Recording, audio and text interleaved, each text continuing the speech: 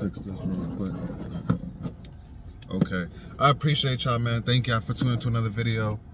Appreciate the support. Thank you for the new subscribers, man. Story time, man. Let's get into it. I'm gonna talk about how I smashed my homie's sister, man. She was considered what is considered an Instagram baddie nowadays. Now this was back in like 2013, 2014. You feel me? I would say social media wasn't too big back then, was it? I don't know. I didn't really have social media. You know what I'm saying? I was getting a lot of females, but I was getting a lot of females because I didn't have social media. Let me say that again. A lot of females liked when they got to know me. Oh, they'd be like, what's your Instagram? I don't have that.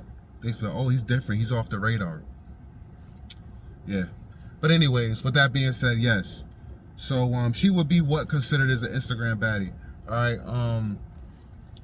Get this video to 50 likes, and I'll drop her Instagram handle down in the comment. I'll pin the comments if this video gets 50 likes. All right. So let's talk about it, man. So one night, me and my homie was out, and we just got out of a club. It was let out. It was a dead night. It was like a Friday or Saturday. This was downtown New Haven, by the way, New Haven, Connecticut. And clubs were popping back then, but they were starting to slowly die down, and we felt it. So it was let out.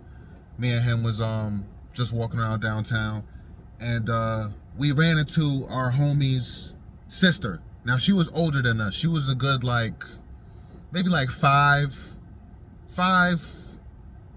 to 5 years older than us or whatever. And we knew about her. I only met her a couple times. I saw her once at the beach, at the Lighthouse Beach or whatever. And the same homie I was with that night out at the clubs was the same homie I was with when we saw her the first time or whatever. Baddie, small waist, crazy butt. Now we knew nothing about BBLs back then. I don't know if she had a BBL. I did come out to find out later that she had got her nose done, but I don't know. I really don't know or whatever. So also we didn't know what her occupation was. I didn't know what her occupation was at the time. Couldn't find out she was a stripper. God strike me dead if I'm lying. This is my word. This was according to her, and I believe her. She had no reason to lie, because Cardi B wasn't really popping like that, I don't think, around like 2013, 2014. But she worked at the same strip club as Cardi B in New York. I think it was called Sue's, Club Sue or something like that, Sue's or whatever. But yeah, man.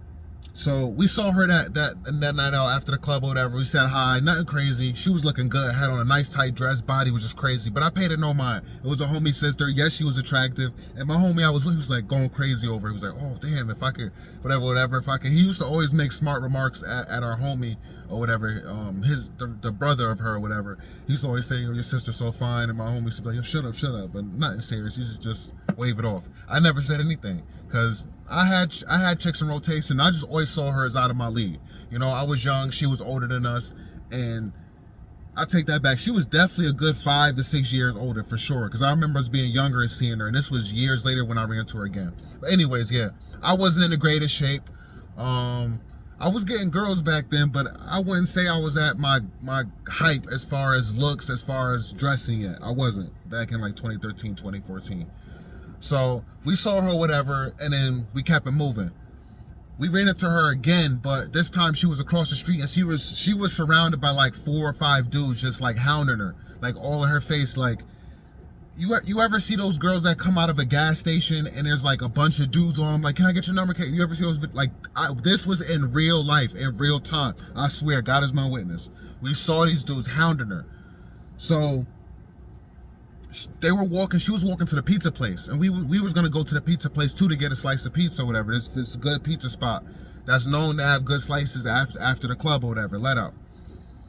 So we saw that she was also going there and those dudes are going there. So then I was like, man, it's too many people there, and I don't feel like, I'm not feeling that energy. Like, I just don't want to be around that crowd. You know what I'm saying? A bunch of thirsty dudes. You got her over there. I just didn't want to be there. So for some reason she said, I'ma see you later, and I waved it off. I didn't know why she said that. She said, I'ma see you later or whatever. So I waved it off, and my boy was like, yo, did you hear that? She said she's gonna see you later. I was like, yeah, I don't know why she said that. I didn't really pay no mind. So then I told my boy, say, yeah, I'm gonna hit you later. So he was like, yeah, let me know if she hit you up or something. I was like, why would she hit me up? So I waved it off. So I get home, and it's like 1 o'clock. It's like maybe 1:30, and I get a text, right? And it's her, and then she's like, oh, this is so-and-so's sister. My boy, I'm gonna say his name, Mike. She's like, this is Mike's sister.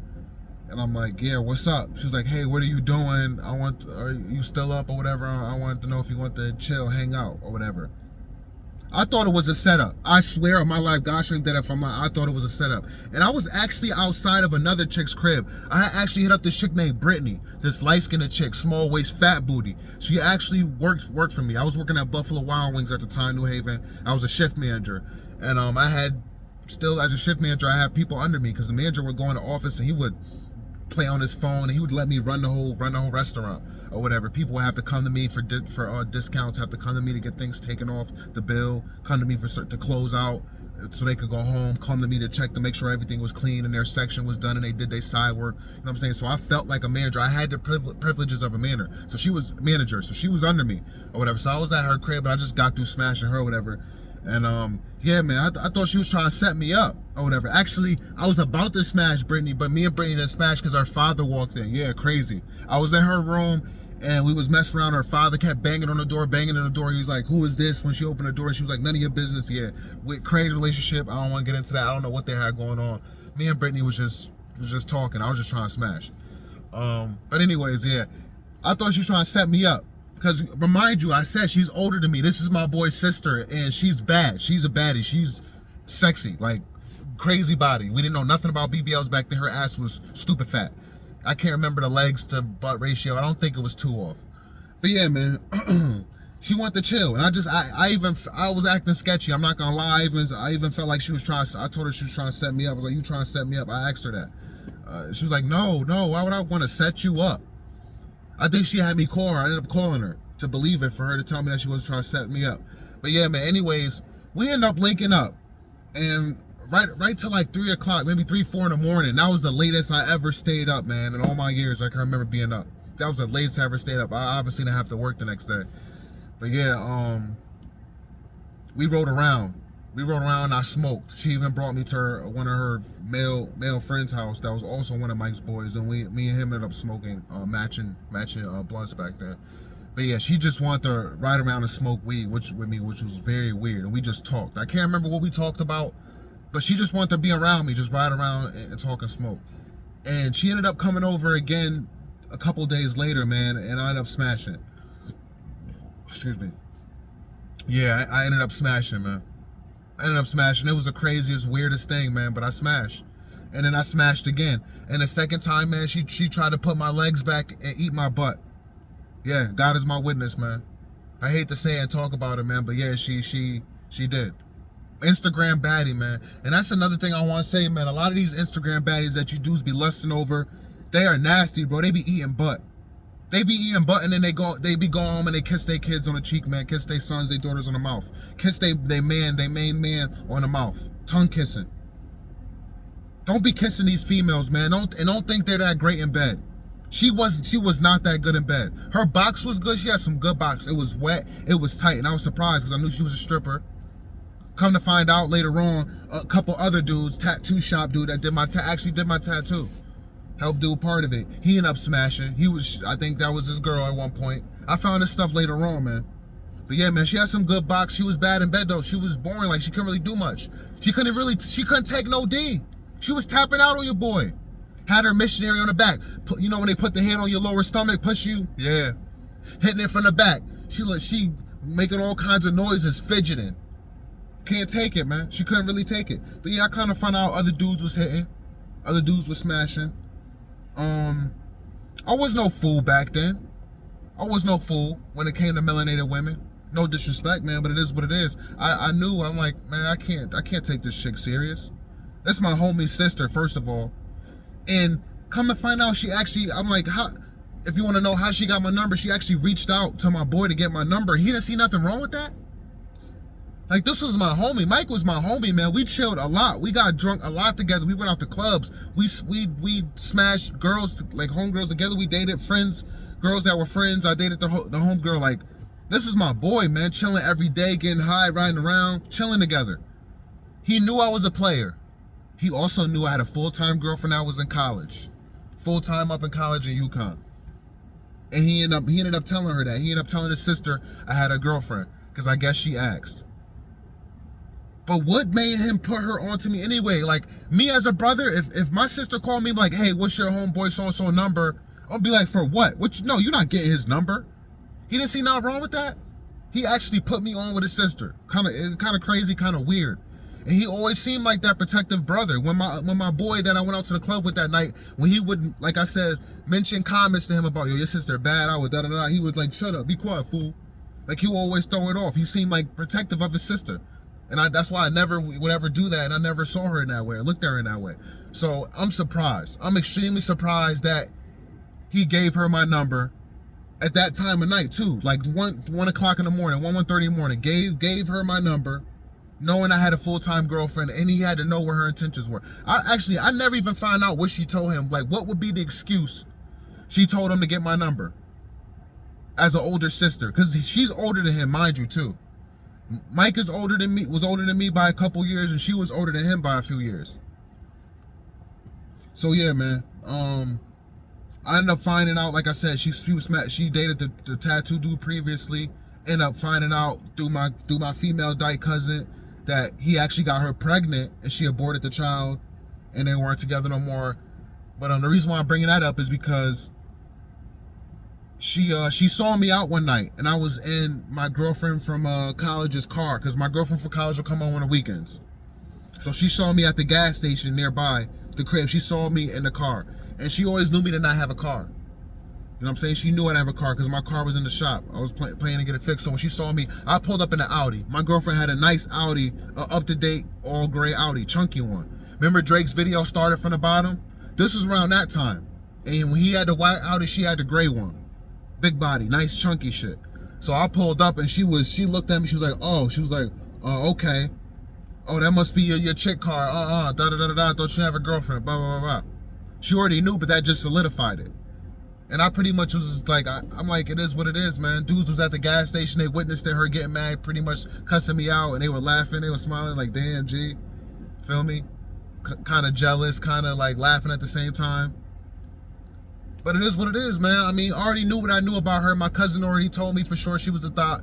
So I wasn't taking her serious. So for her to find out that I had a girl, it is what it is to me. Yeah, I wouldn't mind hitting that some more, but I mean, I guess she wanted me to be her man. And God is my witness, she actually offered to pay me to stay home from work one day, yeah.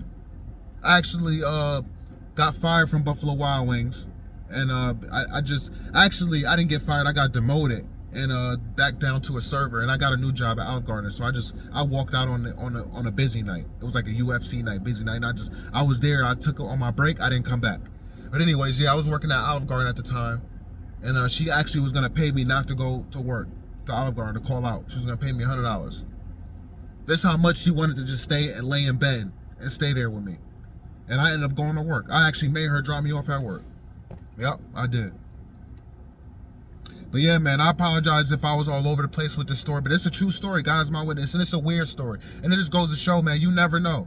You never know what situation you might be in when it comes to females, man. Getting some box from a female just by being out and about at the right place at the right time. Sometimes that's all it takes. I don't go out anymore. Downtown New Haven clubs are not. There's really no clubs down there really like that anymore. They're pretty much gone. The club scene is not what it used to be out here. I don't know about your area, but I am very thankful. Let me end this video by saying I am very thankful, man. I'll be 34 years old October 16th. Again, rest in peace to Rich Homie Quan, because he was gonna be 35. He was 34 October 4th, I believe. But yeah, man. And I enjoyed my youth. I enjoyed my youth. If you actually do the math at my age, me being 34, when I was going to the clubs, man, between 16 and like 20, 22, 23, the club scene was amazing, man. I had a great time. I had a really great time, you know? I had sex with a lot of really beautiful, attractive females, man. Girls, too, at the time when I was younger, because of the club scene, man. So I'm thankful for that. I'm thankful, because it's unfortunate a lot of dudes haven't experienced that and won't experience that. These dudes coming up, they'll never experience going out with their homies downtown and club hopping and bar hopping and actually having a good time, and females giving them play, you know, going home with them that night, you know what I'm saying, giving them top that night, you know. They'll never experience that. That's what I experienced, but they won't experience it, you know. And you know what I'm saying, I emphasize with these dudes, man. I emphasize with them how it's hard out here, and they think it's hard to get females, and they feel it's hard to bag females, and hard even just to get a date, just to get some box. I emphasize with them, man. And if you come from my same era, you remember how easy it was. You was the same type of dude like me. You was getting box. You was going out to the clubs. You was pulling numbers, 10, 12 numbers on pieces of paper falling out your pocket from the club. And I'm saying getting dances. Remember phone parties? I went to a club that had phone parties, man, like Suds, yeah. It was like 2, 3 levels, man. They had reggaeton on one, they had hip hop on one level, and they had kind of like R&B on one level, music. You know what I'm saying? All types of female, Spanish, white, chicks from the suburbs would just come downtown New Haven, come to this one clubs, man. And sometimes dudes will be smashing chicks in the club, because there was couches downstairs, there were sofas. Man, these dudes will never experience that, man. And again, it brings me back to my point, how I was able to smash my homie's sister, man. And like I said, back then we didn't know about BBLs. Now looking back, I think she had a BBL, you know. But yeah, man, because I was out in downtown New Haven at the club scene. I happened to go out, you know. That's things I can reminisce on. That's another key why I love smoking, man. I smoke my Mary Jane. I just be zoned out. I enjoy the nature, the fresh air, and sometimes I just reminisce. Sometimes I be in a zone, man. I love reminiscing, man. I love reminiscing about the past and the good experience I had, the funny experiences I had, the great experiences I had with women and fake friends. You know what I'm saying? I'm a loner now. I stay to myself, but I had a lot of dudes that I thought were my real friends, but that doesn't take away from the good times I had with them. I had good times where we went out, had fun, and I made it home safe. You know, I made it home safe with those people, man. You know, I don't have no bad blood towards anybody. I just don't want to be around them. You know, I don't want to be around them, man. You know, once you end things with somebody, you don't double back. That goes for relationships, that goes for friendships, that goes for jobs. You know, that goes for all that. You don't double back, man. Everything happens for a reason. You know, people are brought into your life for certain periods of times, for certain reasons, and once it's over, it's over. You don't look back, man. You just look forward, and you be thankful and learn from the experiences and learn from the time you had with those people, man. So yeah, I'm gonna end this video here with that, man. With that being said, man, and hit the like button again. If this video gets 50 likes, I'll drop her Instagram handle. It should still be the same, all right? I appreciate you all. Subscribe to the channel if you haven't already, and I'll catch you next one. Peace and love. Comment down below, too, please. Comment down below any stories you have with women if you're around my age, back when the club scene was good, all right? Peace and love.